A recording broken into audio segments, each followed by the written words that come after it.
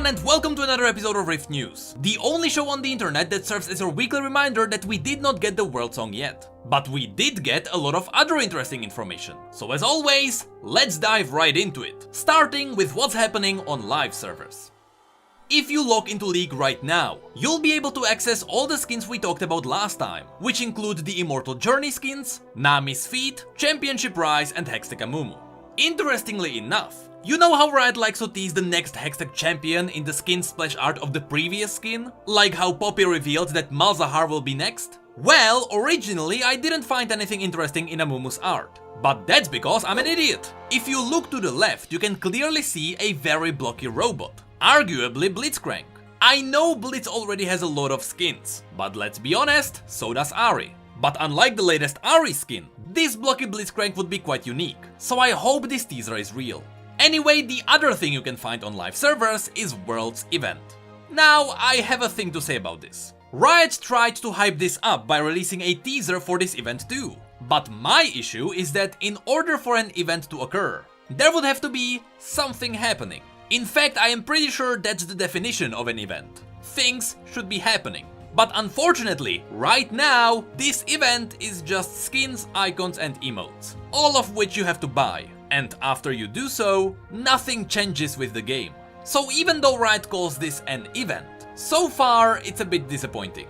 However, there is still a chance for things to change. Because if you remember, back when we talked about Riot's update on game modes, they mentioned in their post that they will try a new game mode during Worlds. So, although the event is not really eventy right now, the chances are that we will get something resembling a real event when Worlds actually launch. I mean, even Fortnite makes the game feel like it changes when a new event arrives. It would be embarrassing if Riot couldn't even match the excitement.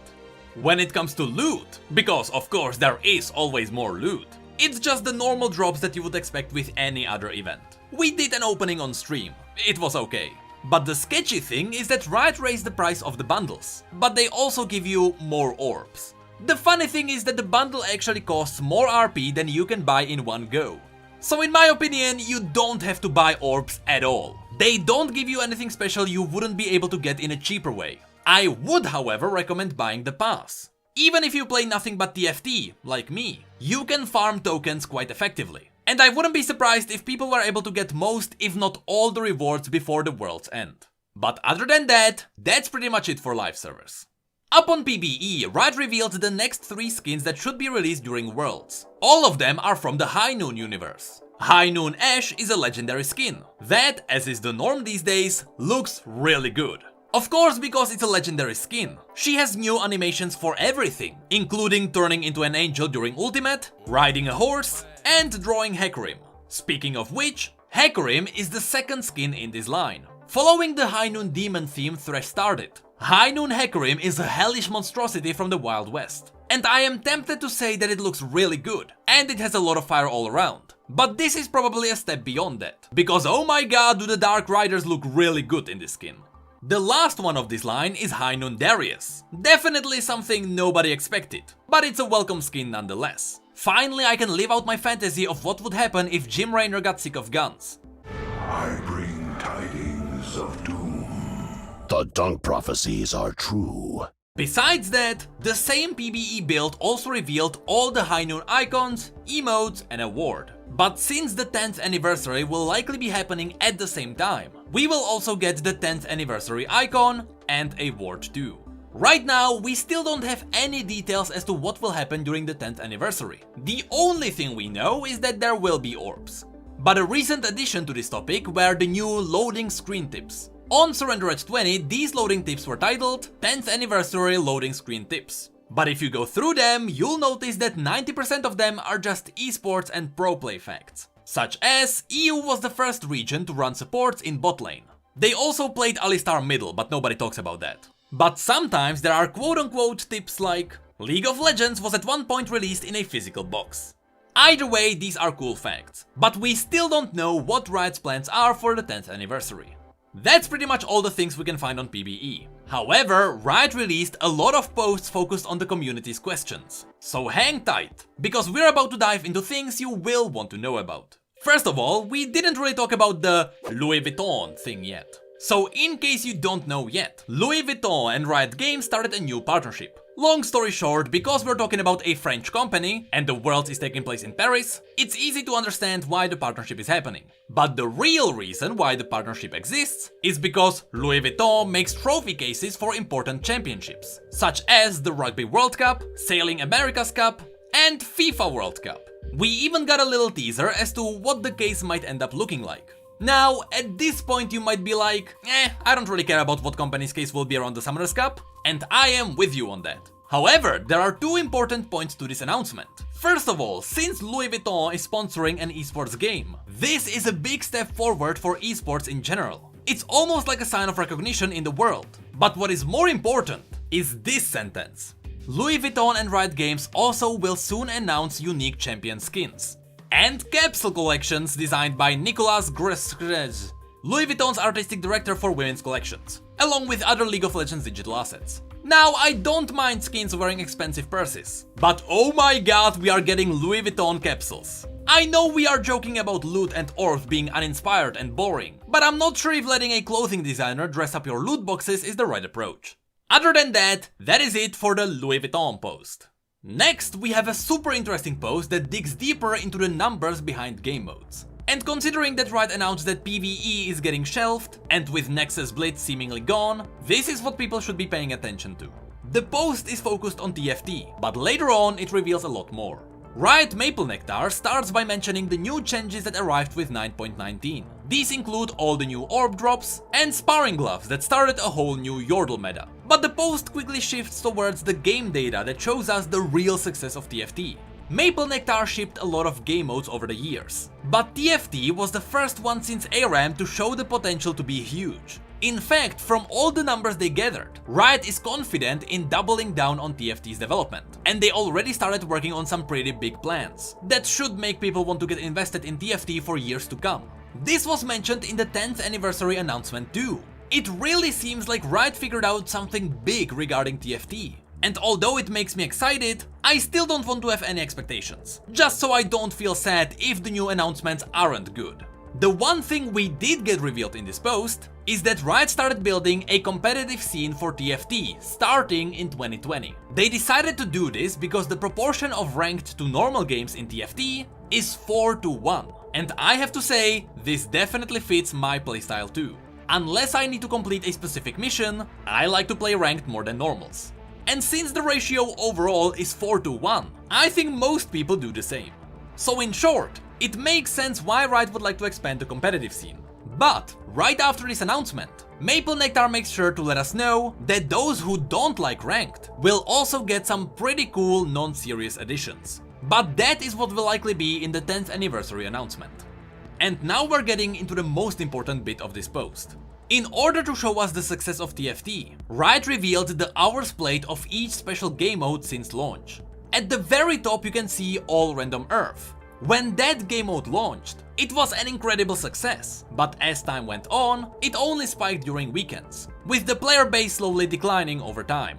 On the other side, TFT crept up, as more people got past the login queues, until it reached its peak, and it managed to stay there to this day. This is probably the strongest indicator that TFT has potential. The player base simply doesn't want to leave. A similar thing is happening to ARAM, which is this green line. It also has a stable player base. But do you remember how people got mad when Nexus Blitz was pulled? Because everyone thought that Riot took it down for no reason? Well, should we have a look at Nexus Blitz, which is this purple line? You can see that the game hours didn't even reach ARAM, let alone stay at a stable rate. In fact, by the time Riot took it down, Nexus Blitz was nearly dead, and that is the real eye-opening statistic. After this, Maple Nectar revealed some more interesting numbers. Every month, 33 million unique players play TFT. Also, since TFT launched, the overall league player count increased by 30%, and it is rising to this day.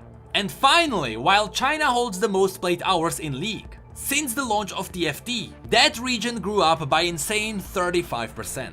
So overall, from this post it is obvious that TFT is a massive success, and Riot would be dumb to not expand both the competitive scene and the casual scene. Next in line we have a post that talks about new updates to prestige skins. Okay, it's not actually that bad. In short, Riot listened to our feedback, and starting in 2020, the prestige system will be a bit better. Although that does mean that we will have to get through 2019 with the crappy system we have now. Anyway, 3 important things to mention here. First of all, starting in 2020, all prestige skins, no matter if they are permanent or if they are up only during events, will be up at the end of the year for prestige points. So no more token exclusive prestige skins. The second thing is that Riot is going to reveal all the champions that will get prestige skins ahead of time. That way you will know whether you should spend your prestige points now or if you should wait. And lastly, Riot will let you buy things for less than 100 prestige points. Because, let's be honest, there will be a lot of people that will have only 50 or less. So with all of this said, let's get into the details. I mentioned that Riot will announce the skins ahead of time, so that's exactly what they did. So now we know all the skins that will arrive throughout the rest of 2019. We will get 2 more prestige point skins. These will be Misfortune and Thresh. And we will also get 3 more event prestige skins. These are the ones you will only be able to get with tokens. And the skins here are Valiant Sword Riven, which already arrived, Qiyana, and Lee Sin. Now, since these are ordered by the time of their appearance, we can pretty much guarantee, since he is the last one in line, and Misfortune has a Candy Cane skin, Lee Sin will definitely get a winter skin. He will probably throw snowballs with his Q. We also know that Harrowing will arrive in early November. And I think that this is where Thresh fits in. In fact, it is just my opinion, but Headless Thresh would be a great classic Halloween skin. But before the Harrowing, there will also be the 10th anniversary. So either Misfortune or Qiyana will get a skin there. But this means that we are missing one more event. Which, let's be honest, it will likely be another addition to the KDA band. Lastly, Riot also showed us the things you'll be able to get for less than 100 prestige points. And don't get too excited, they are exactly what you expected. Loot. But what's worse, it is just recycled loot. For whooping 50 prestige points, you'll be able to get a bag from either the Project, Lunar Revel, or Arcade events. For 25, there is an emote. For 15, there is a ward. For 10, there is an icon. For 5, there is an icon that was part of the prestige bundles. And 1 prestige point for 30 orange essence. If you ask me, this feels like a VIP Blue Emporium store. If it was up to me, I would actually add Eternals onto the prestige store, because that would legitimately be a reward that people would rather get with prestige points. But now, because we already covered way too many new things, let's end this video with a super quick Ask Riot focused on the end of the ranked season.